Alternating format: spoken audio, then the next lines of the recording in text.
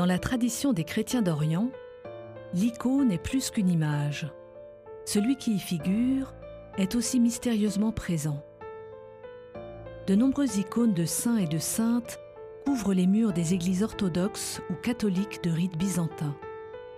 Aussi, lorsque l'on pénètre dans une de ces églises, on sent que ce lieu est habité. Il y a un échange entre le regard que l'on porte sur l'icône et le regard que l'icône porte sur nous. On se sent accueilli. Dans ces églises se dressent de remarquables iconostases. Il s'agit d'un mur garni d'icônes séparant le sanctuaire où sont consacrés le pain et le vin de la nef où les fidèles assistent à la sainte liturgie.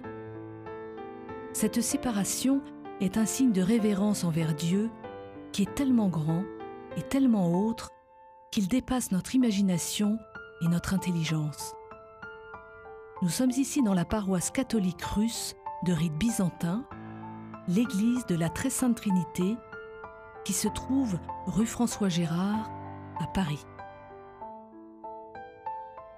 Au centre de l'iconostase se trouvent les portes royales par lesquelles l'Eucharistie sera présentée aux fidèles. On distingue la scène de l'Annonciation et les 4 évangélistes. En général, de part et d'autre de ces portes sont placées les icônes du Sauveur et de la Vierge à l'Enfant. Ici, à gauche de la Vierge, se trouve l'icône de la Trinité à laquelle cette église est dédiée.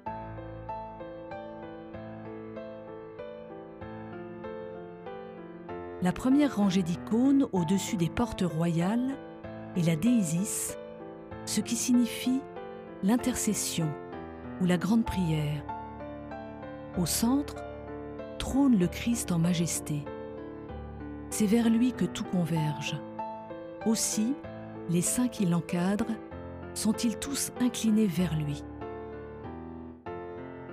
Le Christ Pantocrator a toujours à sa droite la Mère de Dieu, suivi de l'archange Michel, le défenseur de la vie, qui est vêtu d'un manteau rouge, couleur de la vie. Viennent ensuite Saint Pierre et les saints locaux, différents selon les paroisses. À gauche du Christ se trouve toujours Saint Jean le Baptiste, le dernier prophète, puis l'archange Gabriel, vêtu d'un manteau vert, couleur de la vie terrestre, de la renaissance et de l'espérance.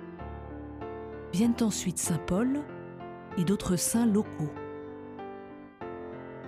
Enfin au sommet, la croix, l'icône des icônes, car notre immanence, notre horizontalité, notre terre est désormais habitée par la transcendance, la verticalité, la vie divine qui nous fait vivre. L'iconostase n'est donc pas une barrière infranchissable. Elle est le signe de l'Église invisible qui célèbre la Sainte Liturgie en communion avec les fidèles. Les saints intercesseurs accueillent les fidèles, les entourent, les soutiennent, parce qu'ils prient avec eux. Ils sont aussi porteurs de réconfort et parfois de grâce, car ils sont proches de la source divine qu'ils font rayonner sur les fidèles. Dans le rite byzantin, la divine liturgie selon saint Jean Chrysostome fait mémoire de tous les saints. Il s'agit là tout autant des saints reconnus par l'Église que de l'ensemble de tous ceux qui ont reçu le baptême et ont cherché à vivre le mieux possible leur foi. Cette généalogie sainte s'inscrit pleinement dans l'histoire humaine jusqu'à nous.